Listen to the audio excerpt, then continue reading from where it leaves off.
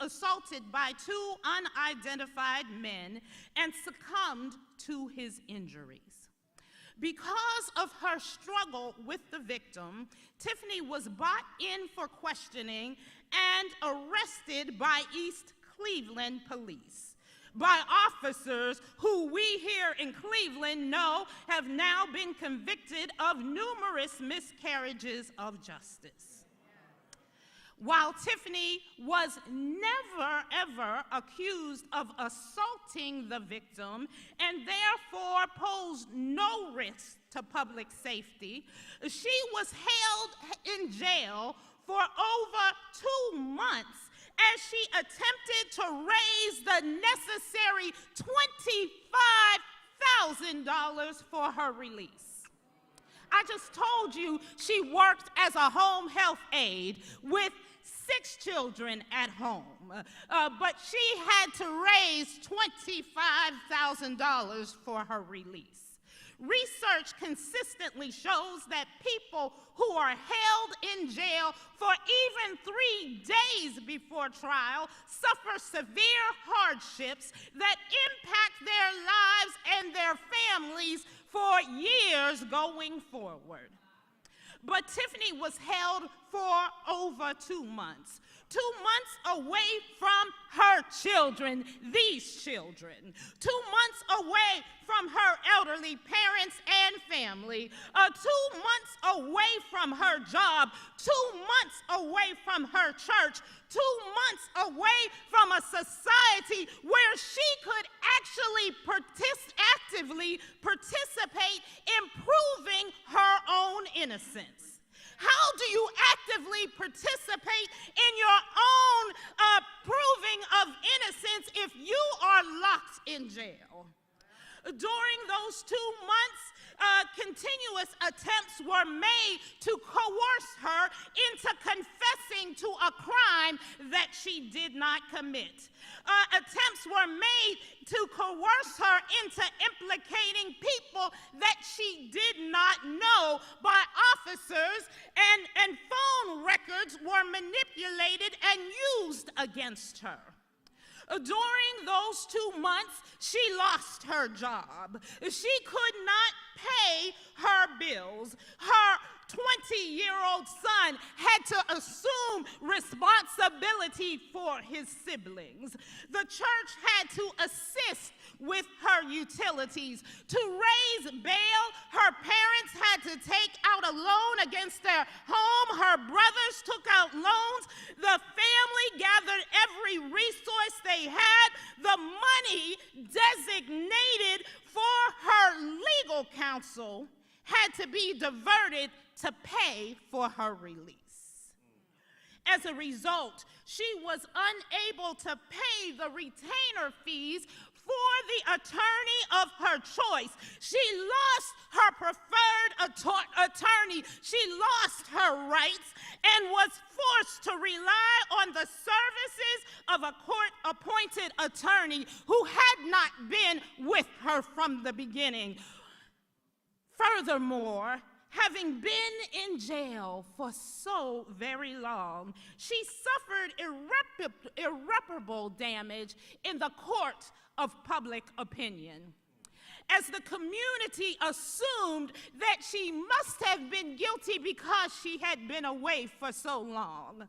They assumed her guilt and not her innocence simply because she could not afford to get herself out of jail. Most of her problems started with this unjust pretrial system. Do not get me wrong, I am an advocate for public safety and for victims' rights. As a matter of fact, Tiffany is an advocate for victims' rights as well. I lost my father to gun violence in an attempted carjacking many years ago, so I know firsthand the pain victims of crime feel. It is a club that I hope none of you ever have to join. But I ask you, how does holding people who are presumed innocent and pose no threat to society make our streets any safer?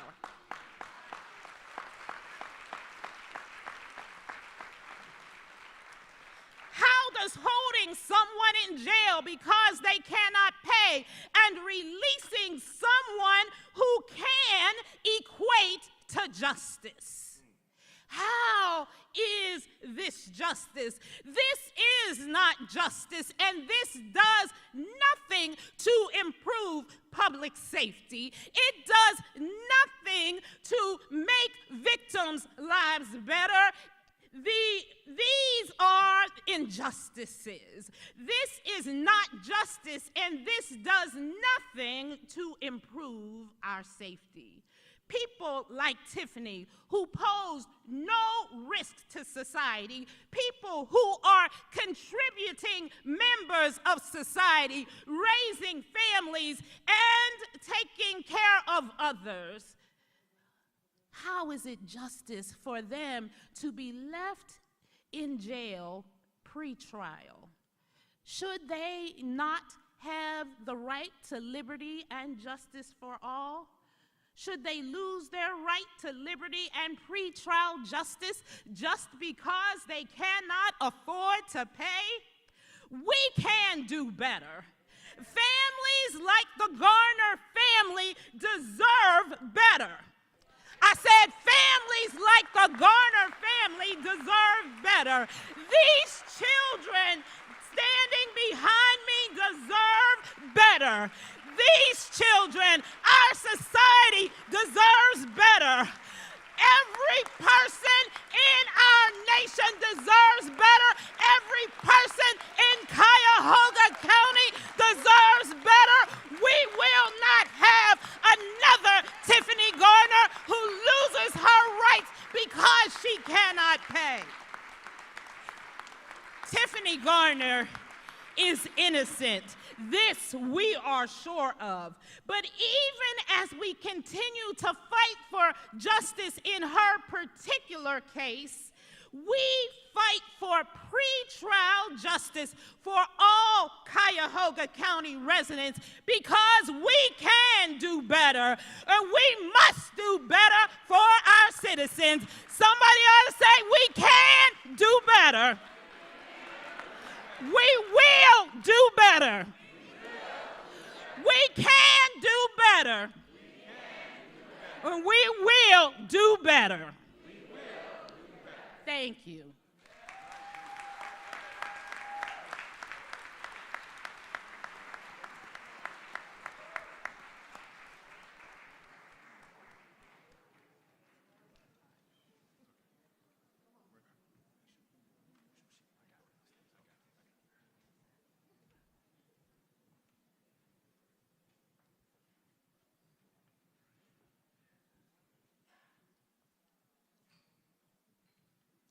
Thank you, Reverend Goods and Tiffany's beautiful family.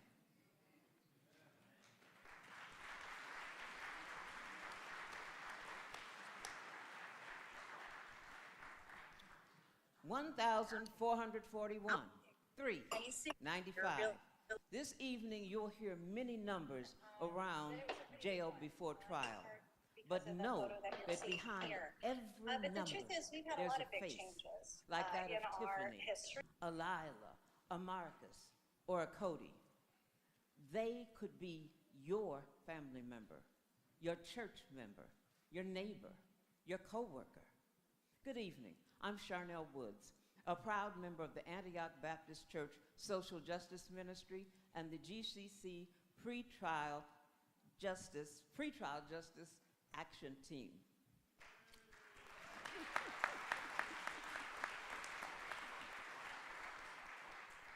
This is important to me because I truly believe that we are indeed our brothers and sisters' keeper. You just heard firsthand how the harms of jail before trial can affect the incarcerated person and the family. But did you know that the harms of jail before trial extend to our community and even our society? 3 days. Just 3 days in jail can uproot a person's life. You know what it's like to miss 3 days of work? Some jobs even require a doctor's note. This is much more severe. Just 3 days in jail can bring so many harms to affect a person. Harms to one's physical health by worsening chronic conditions like asthma, having no medications, and the ultimate harm, death. Harms to mental health by increasing the likelihood of suicide and long-term mental instability. Harms to life definition, creating an overall loss of personhood. Who are you when you lose your family, your custody of your children, your life's income, job, housing? Harms to your finances, indebtedness due to bail, court fees, and attorney fees. Besides the incarcerated person, harms extend to the family. You heard what happened to Tiffany's family. Her indebtedness was passed on to the family, requiring loans to be taken out, undermining the stability of the family and the community. Now, in this family picture, there's someone missing, whether it's a parent or other family member. Those missing persons are higher because of the disproportionate charging of Black and brown people. This plays a role in normalizing the involvement in the criminal justice system, leading to a self-fulfilling prophecy in youth and community members of their worth and future place in society. With families destabilized because of a lessening or loss in income, the community is also affected. Now, one may wonder, how can jail before trial affect the legal system? Because it rips at the very fabric of a system that says you are innocent until proven guilty. It puts into play situations where people take plea deals just to get out of jail conditions. 95% of cases are solved through plea deals. People like Tiffany are incarcerated until they aren't even proven guilty. And this leads to people even being the charges dropped, although they've served time. The presumed innocent, like Tiffany, continue to be incarcerated, only to have their situation worsen. Now, 2 days in jail increases the likelihood that they could be arrested for a new offense. Now remember, we're not talking about convicted criminals, but presumably innocent people. The list keeps growing. If you are a taxpayer, you are affected by the harms of jail before trial. Your taxes pay to house and supervise the incarcerated and to provide public help for families who have spiraled into loss. If there's any doubt that we must continue to improve jail before trial, know that jail before trial mocks the pledge that we make: liberty and justice for all. Dr. King told us decades ago that justice too long delayed is justice denied. Let's stop denying Tiffany and our brothers and sisters the justice they deserve.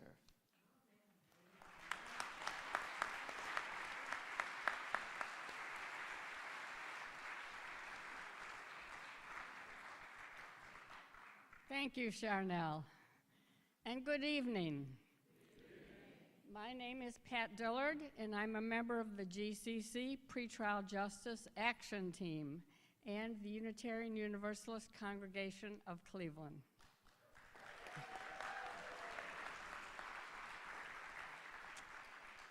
We know that we are causing harm both to individuals and our community. We've made some progress in Cuyahoga County, but there's so much more we can do together.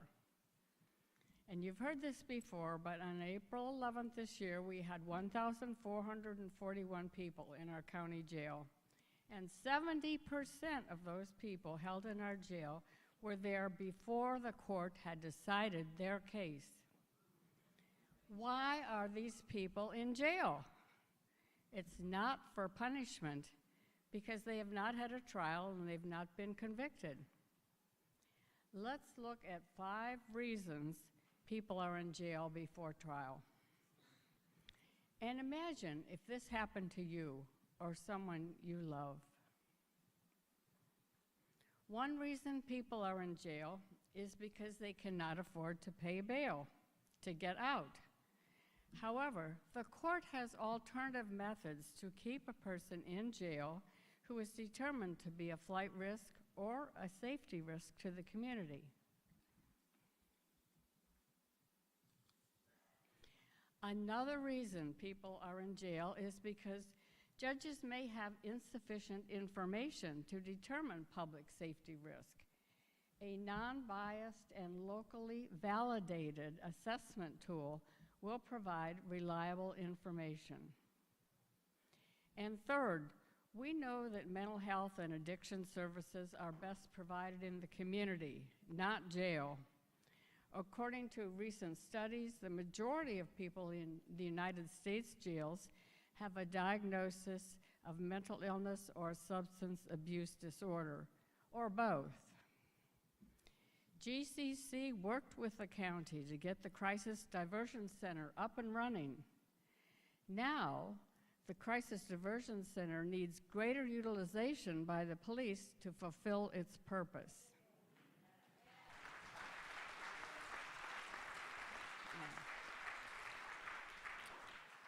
And fourth, people who are arrested for a nonviolent charge do not need to be kept in jail. As many districts all across the country are doing, they can be given a court date and released. And the fifth reason people end up in jail is because they miss a court date or fail to follow other court requirements. The process in which a person is arrested for not meeting court obligations is called a bench warrant. The result of a bench warrant is that a person is sent to jail and may stay there for the remainder of their case. We can reduce the number of bench warrants by providing support services, such as personal phone call reminders and transportation for people released from jail so that they can meet their obligations. Our county has started to take one major step to reduce jail before trial. It's called central booking. Its purpose is to provide more informed and timely decisions about diversion, charging, and release of people from custody. However, it has not yet lived up to expectations. So why does all this matter? The late Paul Farmer said, "The idea that some lives matter less is the root of all that is wrong with the world."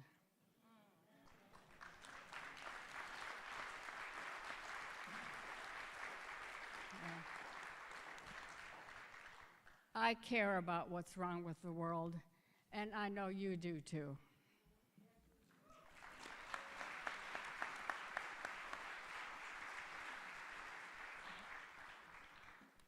Good evening, everyone.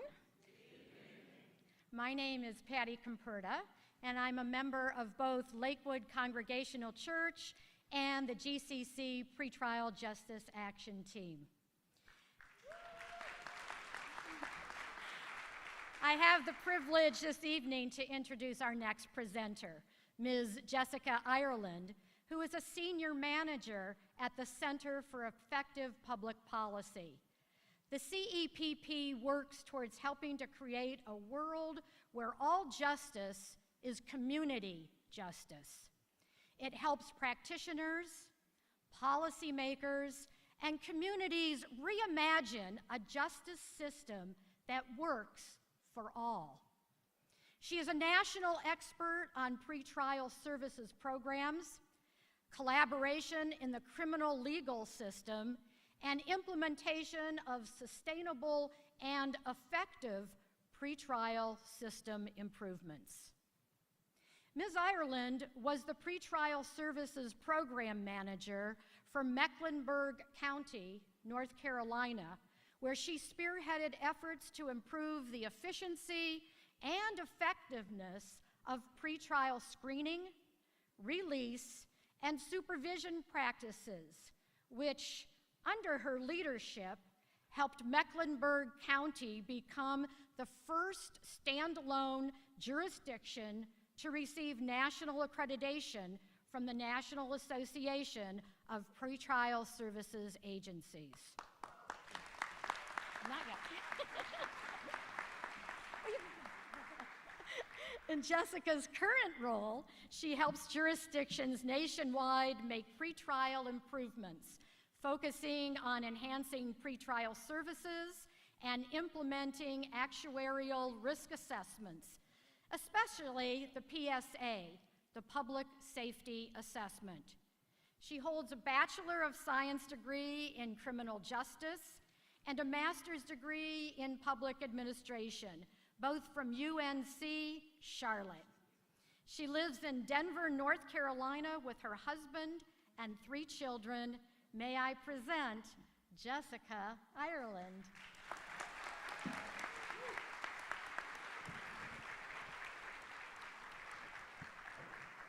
Thank you for that introduction, and thank you for inviting me to speak with all of you today. It truly is an honor to have the opportunity to discuss pretrial justice with such a distinguished group of individuals. Pretrial justice is a topic that I am incredibly passionate about because there are so many opportunities for communities to work together and do better for people who are in jail before trial. In recent years, nearly all of the growth in jail populations has been driven by pretrial detention. In fact, in recent years, the number of people that have not been convicted has steadily increased in jails across the country. It is often pretrial policies and practices that drive jail detention. Nationwide, people detained pretrial now represent approximately 2/3 of the jail population. For these and other reasons, many counties, municipalities, and states are interested in improving their pretrial systems. Pretrial policy and practice changes can significantly impact your local jail population. They can also improve public safety and court appearance. Over the next 10 to 15 minutes, I plan to highlight several best practices from a national perspective that help promote pretrial justice. There is no single answer. It often takes various pretrial policy and practice changes to improve the pretrial phase of the criminal legal system. The best practices I plan to highlight include pretrial services, actuarial assessments, supportive services, and data. My goal is to inspire you to think outside the box and identify ways you, as a system, can work together and do better for your community and people in the pretrial phase. I want to be clear that I am not the expert for your system. You are. And I'm not here to tell you what to do. I am here to share best practices and encourage you to consider whether there is an opportunity for improvement in each of these areas. Any effort to make effective and lasting change requires the active participation of all stakeholders, including, at a minimum, judges, prosecution, defense, police, sheriffs, pretrial services, victim advocates, county administration, those impacted by the system, and the community. The fact that GCC organized this summit and invited all of us here shows me system stakeholders are interested in working together to do better and implement effective and meaningful changes in Cuyahoga County. That's right. The first best practice I want to talk about is pretrial services. In many jurisdictions across the country, pretrial service programs have been implemented. I believe in Cuyahoga County, you offer pretrial services in your common pleas court. Effective and robust pretrial programs can work to safely reduce the jail population and limit unnecessary pretrial detention. And when I say unnecessary detention, I am not implying that every individual should be released. Some individuals pose significant threats to public safety and the community. But in almost every jurisdiction I have worked with, their pretrial jail population mostly consists of individuals charged with low-level offenses and failure to appear, those that could safely be released. The National Association of Pretrial Services, or NAPSA, identifies two primary roles of pretrial agencies. The first is to assist judicial officers in making informed release decisions that promote court appearance and public safety. And the second is to offer support to those released who would benefit from services. NAPSA is not the only organization that discusses pretrial services.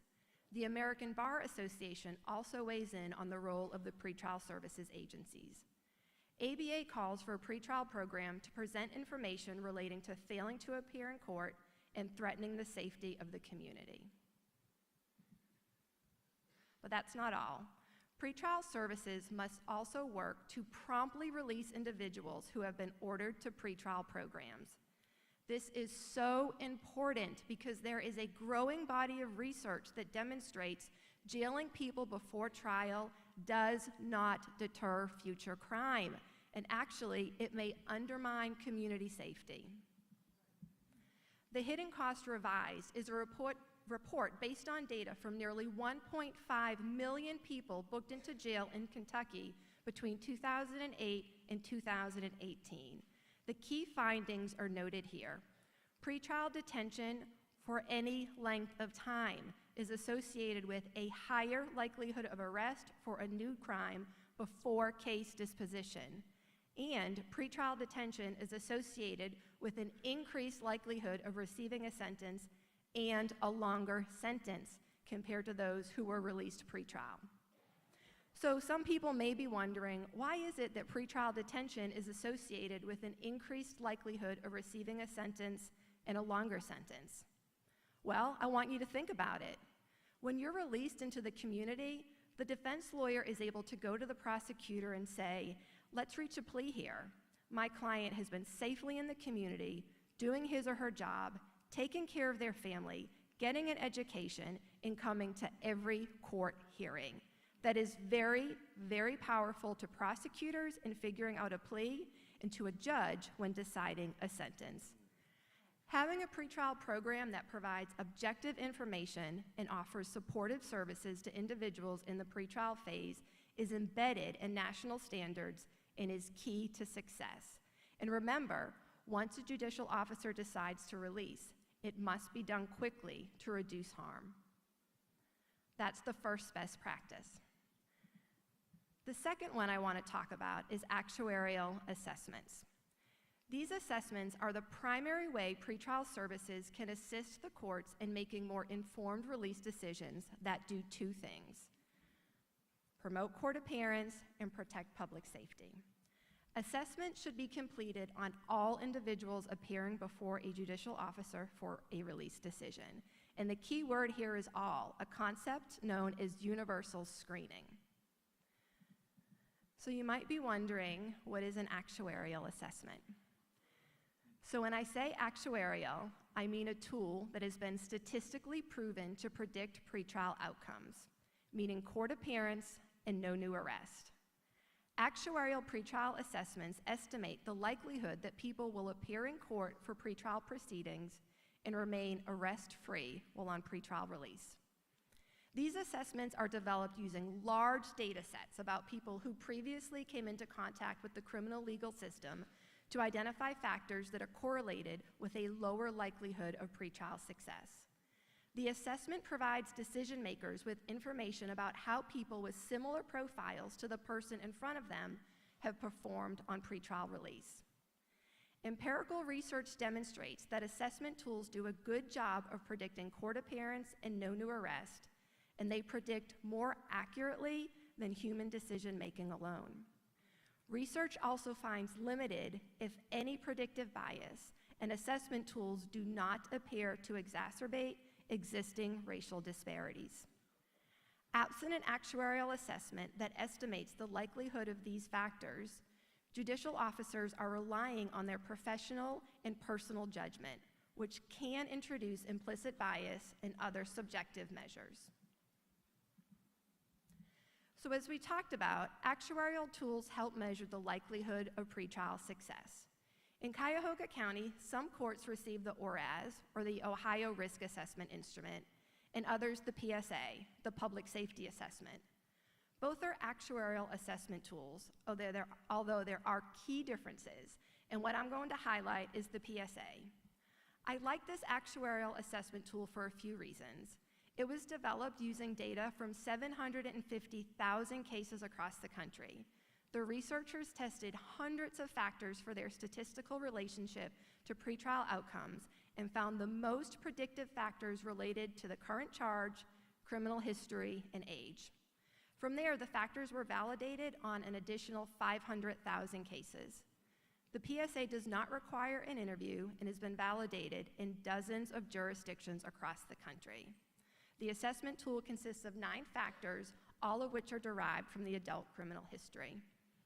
What is really unique about the PSA is that it predicts the likelihood of failure to appear and new criminal arrests separately. It also identifies those that have a higher likelihood of being arrested for a new violent offense while on pretrial release. But I have a few slides that I'm going to walk you through that help illustrate this a little bit more. So this slide that you're looking at highlights the success rates from the development and validation of the PSA. The way to read this is that an individual with a scaled score of 1 on the PSA is likely to appear in court 89% of the time, and an individual with a scaled score of 6 is likely to appear 65% of the time. You interpret the likelihood of remaining arrest-free the same way. An individual with a scaled score of 1 is likely to remain arrest-free in the pretrial phase 91% of the time, and an individual with a scaled score of 6 is likely to remain arrest-free 47% of the time. But that's not it. This last slide shows you something that I think is really unique, because the PSA also provides a violent flag for individuals who have an elevated likelihood of being arrested for a violent offense in the pretrial phase. Again, using data from the development and validation of the PSA, this chart indicates those who did not receive the violent flag, the bar at the top, did not get rearrested for a violent offense 98% of the time. And those that did receive the violent flag, the bar at the bottom, were not rearrested for a violent offense 92% of the time. So the big takeaway here is that most often in the pretrial space, people are not rearrested for a violent offense. Right, you wouldn't believe that if you read the media. You would think that that's not what is going on, but statistically speaking, that is very uncommon. One of the key takeaways is the PSA allows you to focus on success by highlighting the likelihood an individual will appear in court, the likelihood they will remain arrest-free, and the likelihood they will remain violent arrest-free. This information is shared with judicial officers so release decisions can be made that are least restrictive and focus on promoting pretrial success.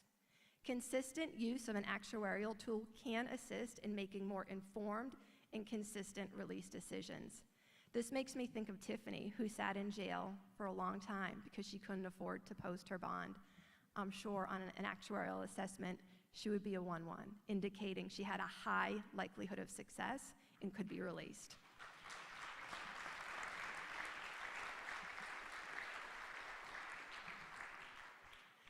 The third best practice I want to highlight is supportive services. The key here is that services are voluntary and individualized based on the needs of the person. In many places across the nation, the services and interventions that the criminal legal system provides to people on pretrial release are undergoing a transition.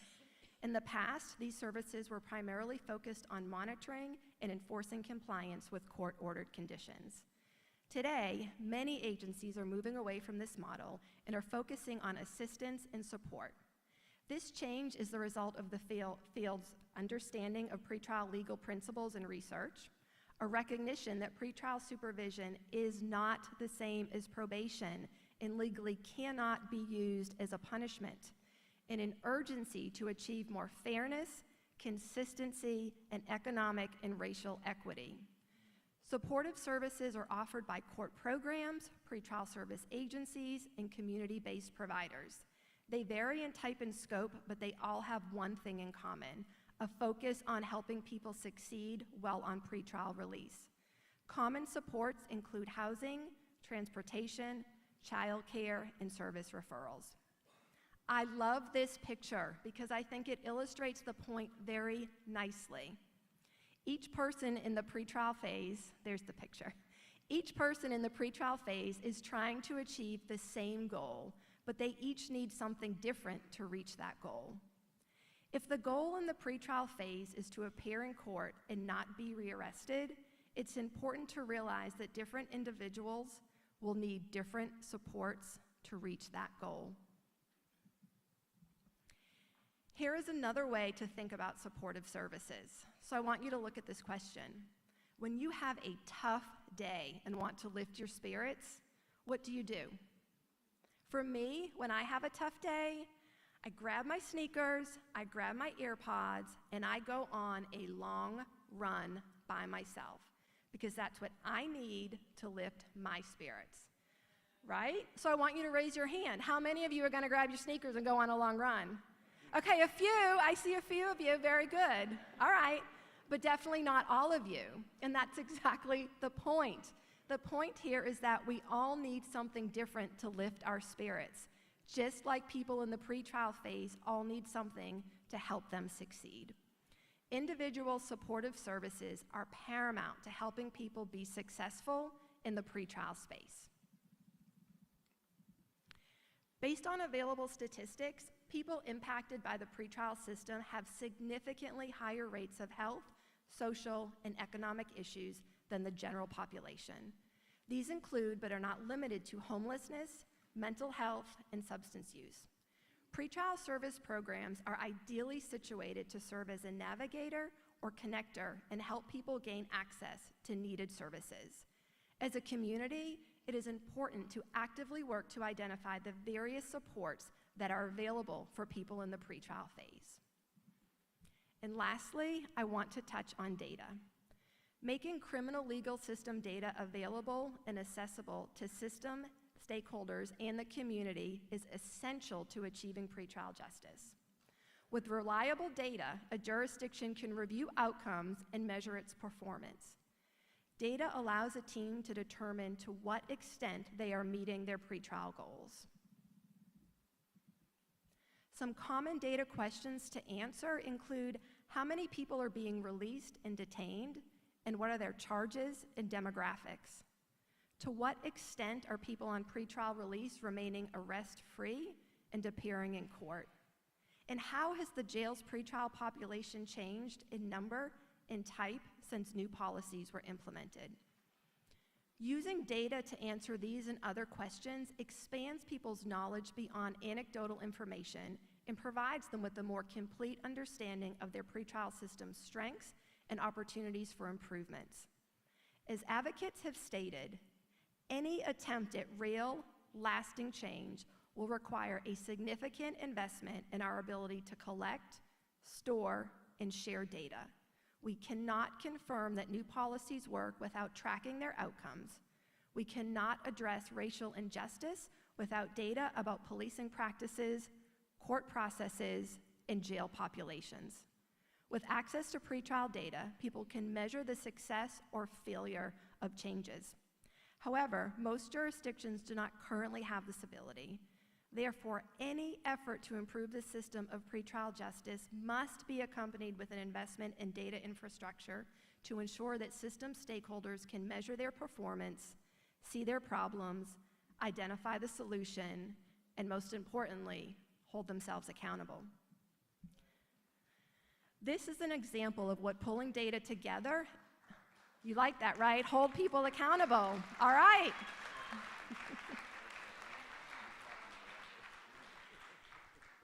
This is an example of what pulling data together in a meaningful way could look like. This is a report, a public-facing report in one of the jurisdictions I work with out west.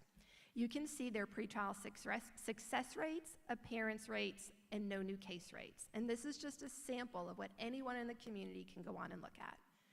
I encourage all of you to break down silos that often exist in the world of data and come together to identify what performance measures are important, how you are going to collect data, and how you will share this information.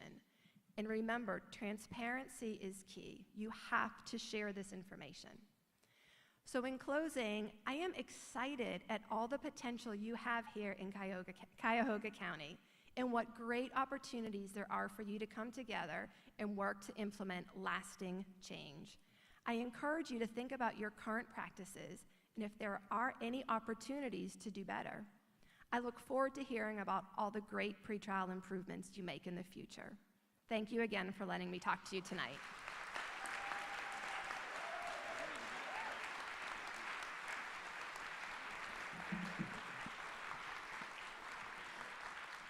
Please join me again in thanking Jessica Ireland for coming from all the way from North Carolina to share with us for her expertise and best practices. We thank her, and we look forward to working with her over the next several months to come.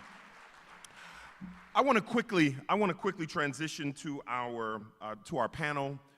We have people who are engaged in this work, both researching, also as practitioners, and we want to give them an opportunity to weigh in from what they see at their level of involvement and research and engagement.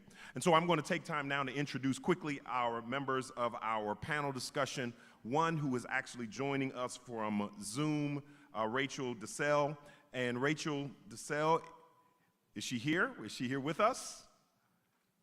Certainly am. There she is. How you doing, Rachel?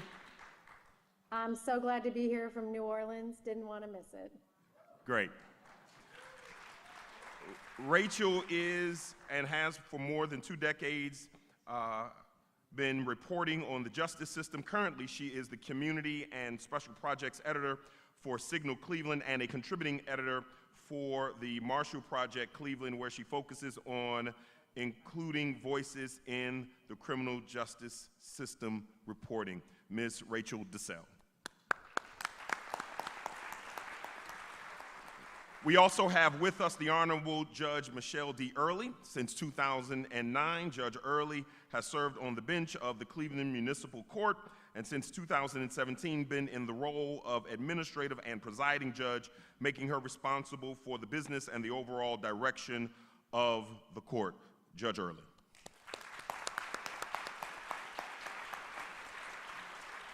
We have with us Mr. Russell Tye. Mr. Tye is the Chief Trial Counsel at the Cuyahoga County Public Defender's Office. He brings to this role nearly 3 decades as an attorney, serving as a defense attorney, a prosecutor, and currently a member of the Public Defender's Office. Mr. Russell Tye.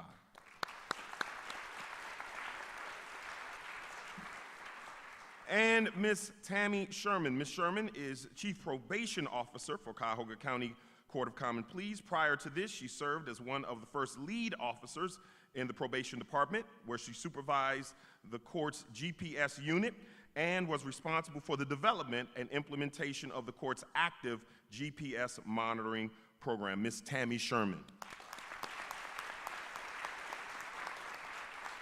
We want to thank all of our guest panelists for accepting our invitation to participate in this forum and this panel. And what we hope to gain is better understanding of the role that each of them play in the pretrial process, their efforts in that role to improve the system, and ways we can further these reforms for a more fair and justice system. For an explanation of our format, for the purpose of time, we've asked all of our panelists to limit their responses to 4 minutes, and if we have time, we will have a follow-up or 2 if time permits us to do so. But to provide some context, I'm going to ask Ms. DeSalle, who's joining us via Zoom, what changes have you seen in the County Common Pleas Court And how would you assess these changes in comparison to some of the national best practices for pretrial services that we just heard mentioned by Ms. Ireland? Yeah, thanks for asking. So the Marshall Project where I work, we dug into this issue last year, and our reporting analyzed bail decisions in about 70,000 felony cases over a 7-year period. So overall, there is some positive news. The County Common Pleas Court has significantly reduced the number of people in felony cases who are in jail before trial. That impact that we found was most significant for people facing low-level and non-violent charges. So think about theft charges and drug charges. I think kind of before we move to the what's next part, it's important to acknowledge that. However, there are people who do still have to pay bail, millions of dollars worth of bail each year, and folks who can't make bail or who aren't released from jail because they can't afford to pay for GPS, or maybe they don't have a stable home address. The other thing to know, and I think this is really important for this conversation, is that the changes that we have seen, the changes that have happened, they're not systemic, they're not concrete, and they're not yet consistent. So in other places that have really focused on pretrial justice or bail reform, these changes have come by way of new laws or by way of lawsuits or really significant policy changes. Here in Cuyahoga County, we have a system where the city where a person is arrested and the judge who sets their bail still has a really big effect on whether they sit in jail before trial. The Common Pleas Court has attempted to, I would say, level the playing field by finding ways to quickly revisit bail that is set in some of the municipal courts across the county, see if there's a way to lower it in some cases, but still, the initial bail that's set in Cleveland, which uses a bail assessment, might be far different than the bail set by a judge in East Cleveland or in Berea, even for people facing the same charges. And what that means is that justice is not equal. Even within the Common Pleas Court, the changes that I'm mentioning are precarious. Depending on the judge who is drawn to set the bail might be different. And so, as we were reporting, we realized that we wanted to figure out how these changes happened. And I was really surprised that the changes were not written in policy or they weren't court rules, they were verbal. So the court's leadership, elected judges, basically told one person called the bond commissioner to start recommending personal bonds in lower level cases that did allow more people to be released without paying money.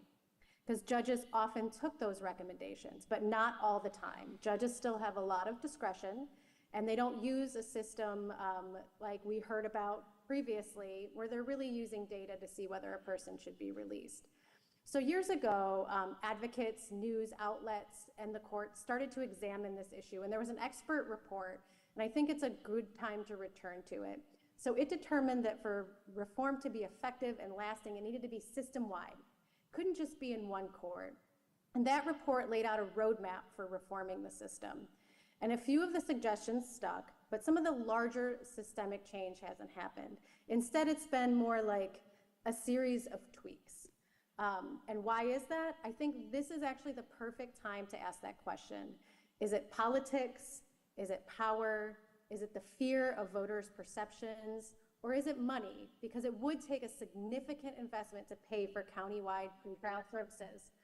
Another reason is that the people who are being harmed by the system most often are residents who are Black, who are poor, people who struggle with mental illness, or who don't have stable housing. So I think, like I said, this is a really good time to ask those why questions and then consider what the next steps should be. Thank you very much.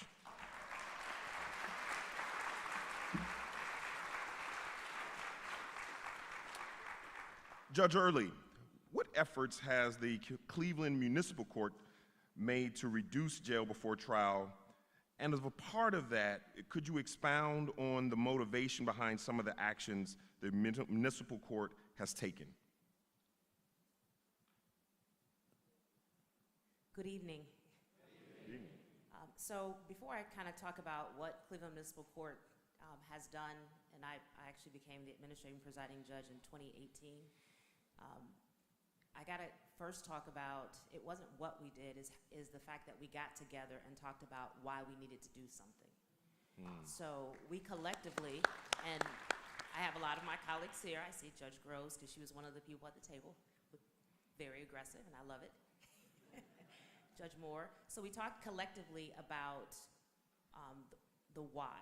So we agreed that it was important to address the number of people who are being held before trial because they were, not because they were dangerous or because they were high risk, because they were poor.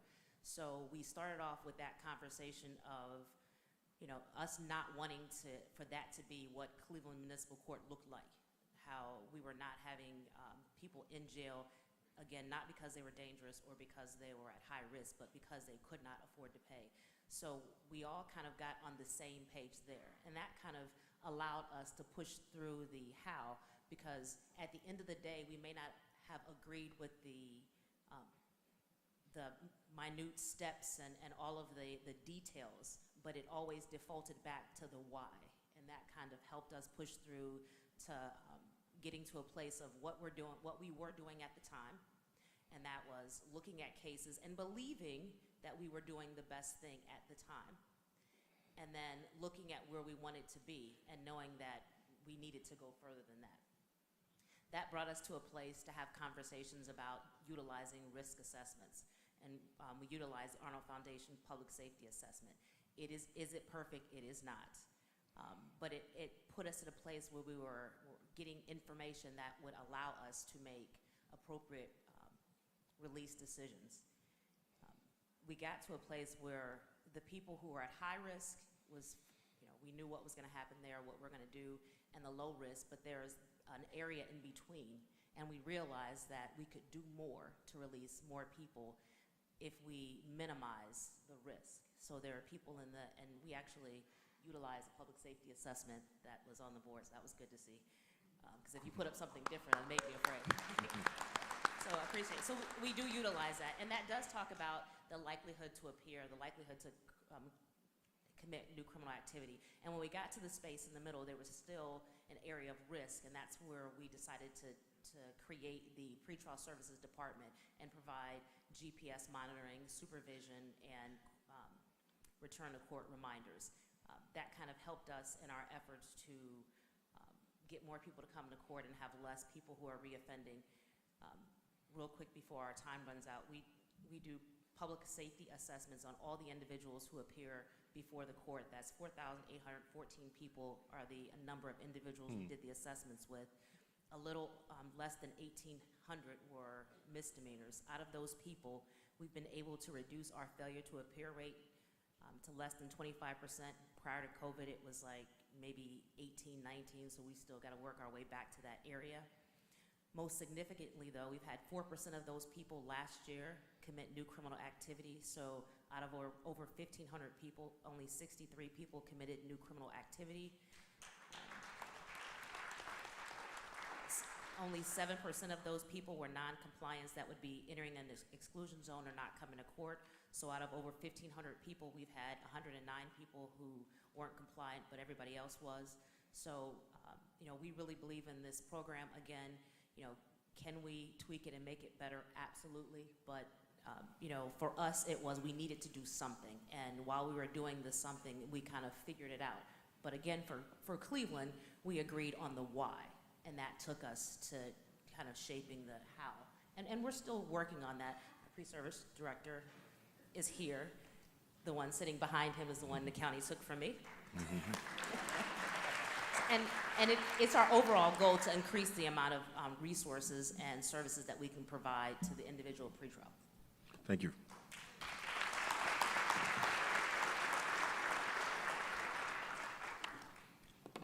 Mr. Ty, what role does the Public Defender's Office play in reducing jail before trial, and how can a defendant's lawyer effectively advocate to improve their client's chances?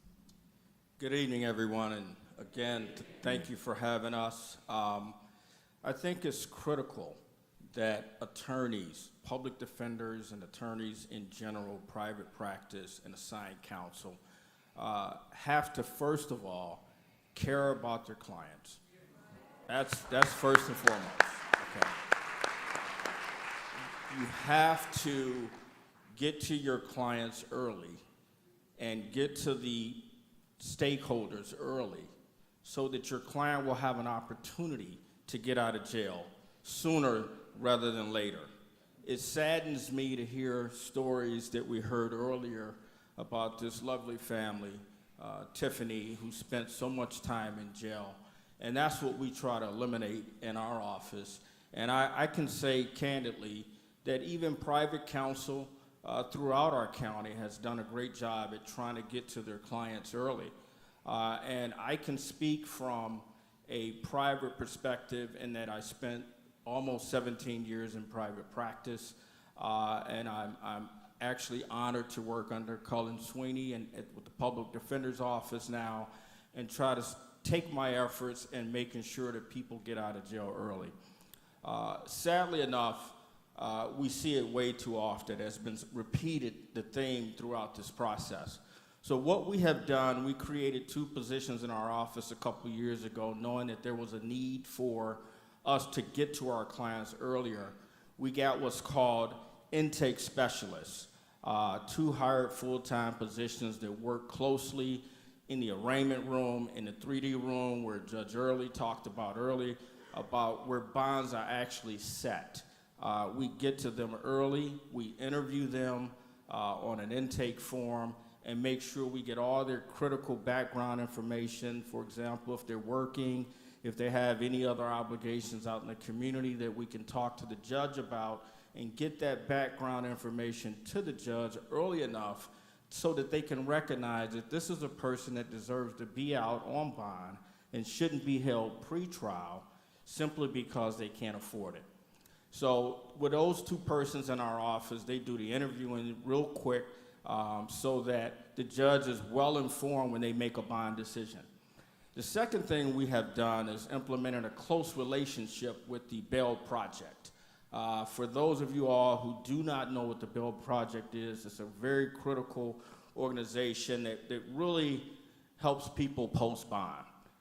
They are critical in the analysis. We actually have a bail disruptor, which is a person that will do the interviewing, do the legwork, go out there and interview the client very early on to get their background history, to get, again, to judges like Judge Early and our common pleas judges, to let them know that there is, in fact, a person that deserves to be out on bond. Now, we are very cognizant of the fact in our office that not everybody can make bond. And that's the gray area that Judge Early and yourself has mentioned. There are persons that we firmly believe if we were to do something better in the future, and that simply is to make sure we catch some of those people that may be a little bit higher charged, because so often those people are sitting in jail and are found not guilty, or the cases may be dismissed for some reason or another. We also work with Cleveland State University. They have a pretrial clinic where the students are embedded with us to help work with clients and make sure we get their bonds lowered. We also do things when we have to. We'll even go to the Court of Appeals, which is our higher court. If we file bond motions and the judge that's assigned to the case denies the motion, or we don't get a motion that was granted low enough for that person to get out of jail, what we will do then is go to our Court of Appeals and make that argument and do what's called a writ of habeas corpus to get them out of jail. And we've actually been very successful in that effort. That's all the time I have. I thank you for having us, and I will pass the mic over. Thank you, Mr. Todd. Ms. Sherman, we heard earlier in Ms. Ireland's presentation a focus on assessment, supervision, support services, and data, and we know that you work particularly in the area of supervision. In your role, what have been some key steps that have been taken toward improving our current system of supervision? Good evening. Thank you for having me here today and including Common Pleas Court in tonight's forum. On behalf of our administrative and presiding judge, Brendan Sheehan, I want to share with you his disappointment that he was unable to attend this evening. Judge Sheehan is out of town with his family, but wanted to express his thanks for this opportunity.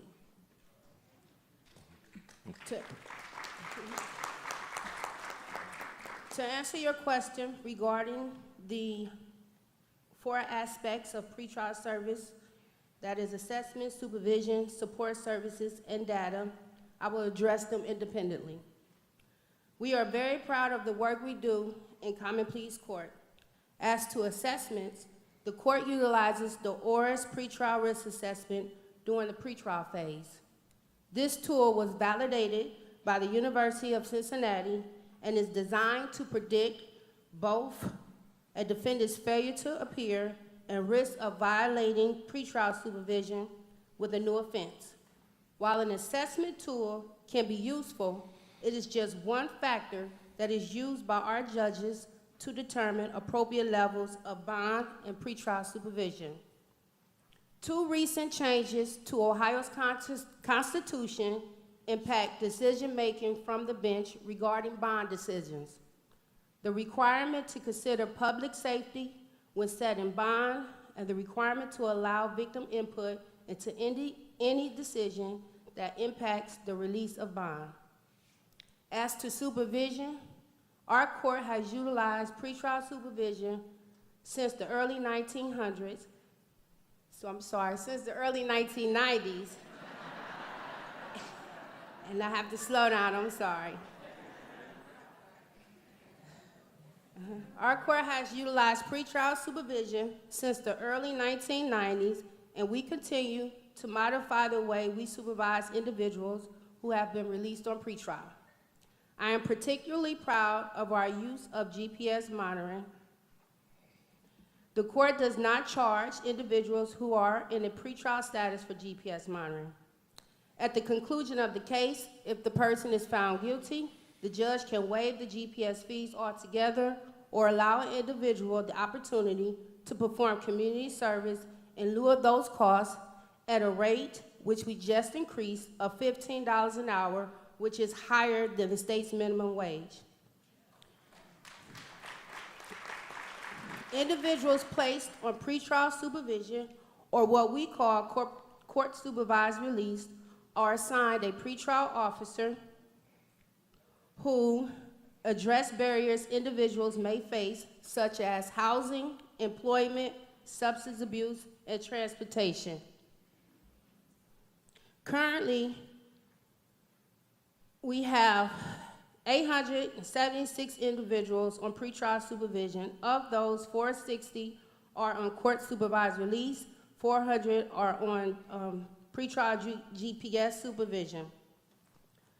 Support services that we are implementing, we have a texting program for individuals to receive notification to court appearances. We provide bus tickets to people who lack transportation and also lift to our specialty dockets.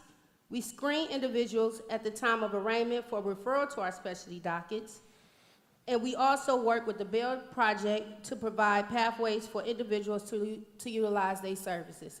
I have to wrap it up. And there was a lot more information I wanted to share. But my approach can be best summed up in a quick story that one of our judges used to describe my management team.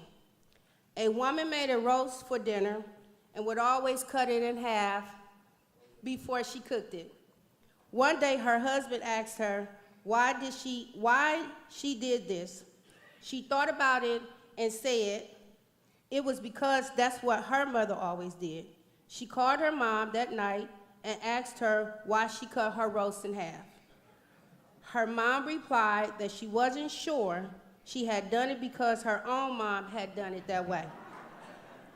Her grandma responded that when she was first married, she never had a pan big enough for the roast, so she would have to cut it in half. I am proud to say that we are much like the woman in the story. We continue to ask questions and make changes where it is necessary to fulfill the mission of our court and probation department. I would like to also add that my probation management team is here with me. That is those are Deputy Chiefs Reese Tucker, Michael Cooney, and Stephanie Pope Early. Thank you.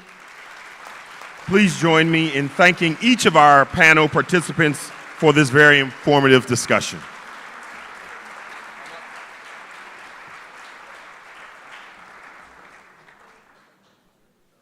That was good. That was good. We have heard how and why the system of pretrial service can get better. We have heard the harms of jail before a trial and how 3 days in jail can damage a family, cause a person to lose their job, and put their children in harm's way mentally and emotionally. We have heard Mrs. Jessica Ireland about cities that have implemented new structures in their pretrial justice service that have improved tremendously. Cuyahoga County courts knows this is a problem and has done some things to make it better, and there is an opportunity to build on this momentum. We have heard that it starts with 18 judges to agree and develop the formal rules. Our county needs to develop a comprehensive pretrial justice service that has comprehensive pretrial services that set people up for success, strong assessments that gives timely and accurate information about a person's potential to commit crimes in the future, support services that look at child care and housing, transparent and accessible data for everyone involved in the pretrial system. We have heard that the people running Cuyahoga County courts matter because they shape the policies of how people who cannot pay to get out of jail are treated. The bottom line is it takes judges, prosecutors, private bar, public defenders, bond commissions, sheriffs, police officers. It will take all of us to create a criminal justice system that sets people up for the success, not just punishment. We can do better. We can do better. We will do better. We have heard how it also takes political will and money, which the city, the county, and foundations can work together to fund comprehensive pretrial services. Your presence tonight leads us to believe leads us to believe that you want pretrial services to get better. Is that right? Is that right? To close this out, what we've heard is we can do together what we cannot do alone. We can do together what we cannot do alone. We can and will get better. Say it together. We can and will get better. Now let's hear our challenge from Reverend Dr. Joanne Zakoven. Thank you.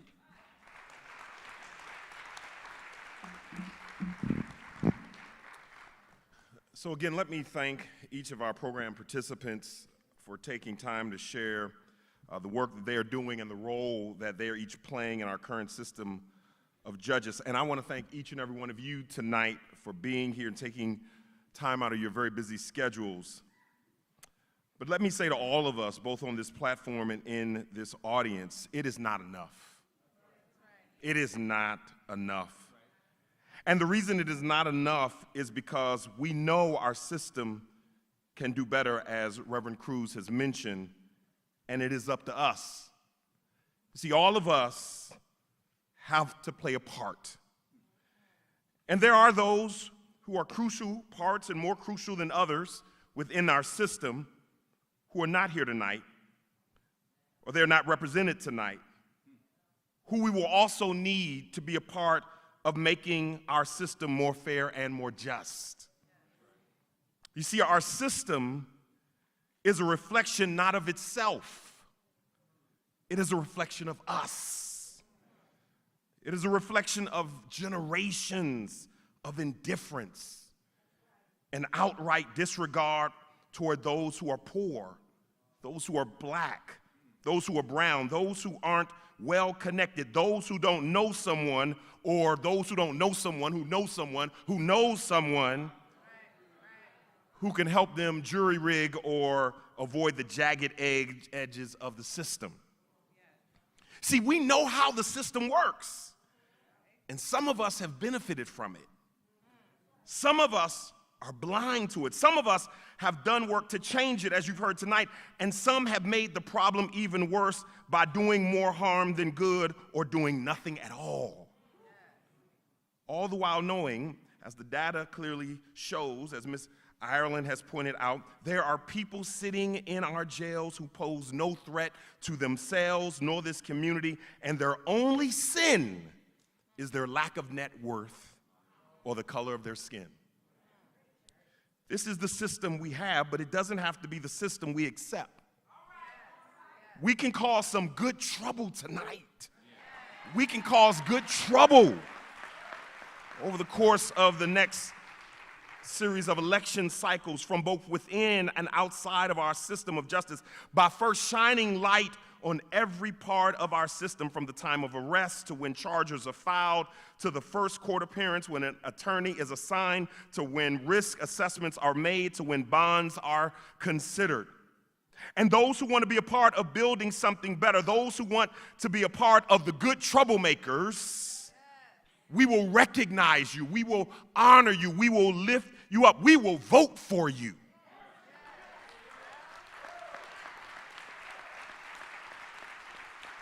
But those who want to keep the status quo, my charge to you is to remember them when you go to the polls in November and in every future election we have in our county. Let's remember them when they come to our congregations looking for us as voters to give them another term, when they are some of the harshest when it comes to giving people a second chance. Let's remember them, remember their name. Some might ask, why are we doing this? What does this have to do with me? I could be at home watching a Cavs game. How am I affected by this? But I ask you a question, how are we not? You see, in another time, in another place, this could be you or a member of your family, and you would only hope that there were some citizens from across this county of different races, religions, socio and economic backgrounds, banding together, speaking on your behalf, raising their voices for no other reason but because it is right. Tell somebody it's right.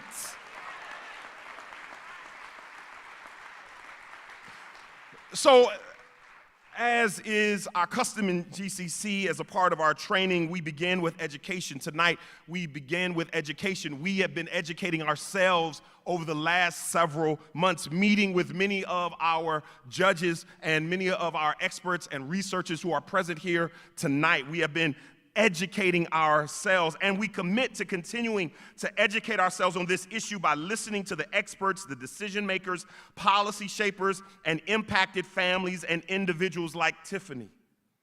But let's not stop there. Let's not be stagnated by what Dr. King called a paralysis of analysis. Yes, we will question, yes, but we will also challenge. We will push. We will agitate. We will impact change in the best of our civil rights, nonviolent, direct action traditions. And we will also imagine. Yes, we will imagine with our leading researchers, our elected officials, our court officers, and our community a better system which keeps us safe while also protecting all of our rights. So let us imagine and act together. And finally, let me ask a question. What do we have to lose? Or maybe the better question is, what have we already lost? From wrongful convictions in this county, to racial disparities and arrests in this county, to indictments, convictions, sentencing, and incarceration, to criminalizing the mentally ill, to making our jails and prisons the warehouse of all the problems in our society that we cannot solve. Is it too much to ask our leaders to admit that our system is not perfect and has done inestimable harm?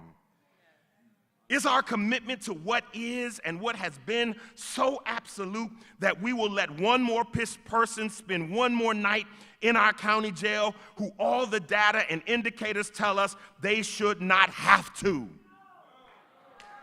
Can we not commit tonight as leaders, as a community, as people of faith, as impacted families and individuals? We will not let the spark we have lit tonight flicker out like so many times in the past to fix what's broken. No more study after study after study after study after study after study. Can we do what needs to be done? Cutting the red tape, putting aside the personal political grievances, forgetting whether it's a D or an R, and do what's right?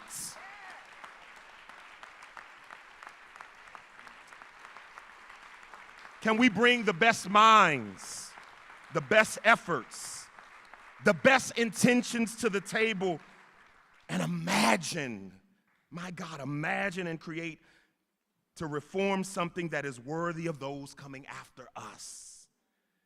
And let me tell you, in closing, if we do that, it will be well worth our time, our debates, our disagreements, our back and forth, our push and pull, as Judge Early mentioned, because in the end, something better will have emerged. God bless you. Amen.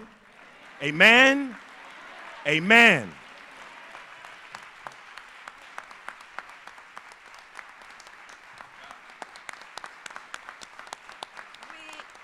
We can do better. Okay, we start on time, we end on time. I'm sorry, it's 3 minutes over. I have just 2 things to tell you. One, our goal was to have 500 people to participate in this tonight. We have 514 people.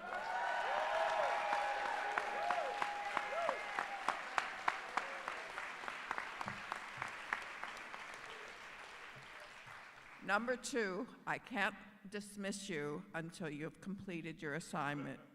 Did you finish your homework? Did you fill out the comments and commitment sheet? Please turn them in, okay? God bless. Thank you for being here.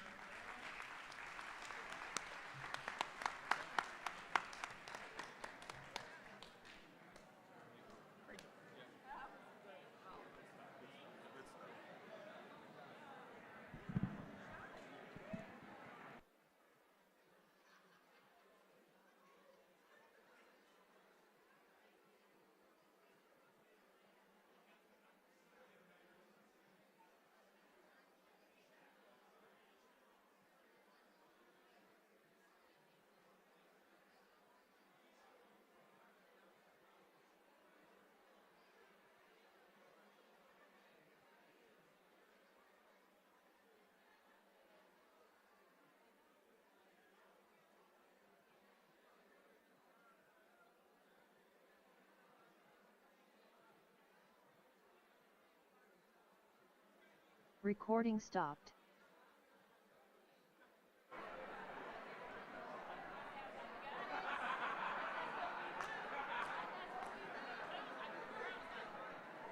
Hyundai Tucson versus Toyota RAV4. Look what Tucson has, and what...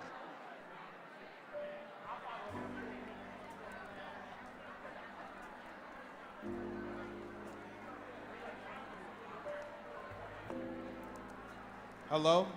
Hey, all of our folks with JPA and everyone, floor team, everyone with GCC, we're gonna be doing evaluation in 10 minutes in the back this way, evaluation room this way in the Hoover room. All right, thank you.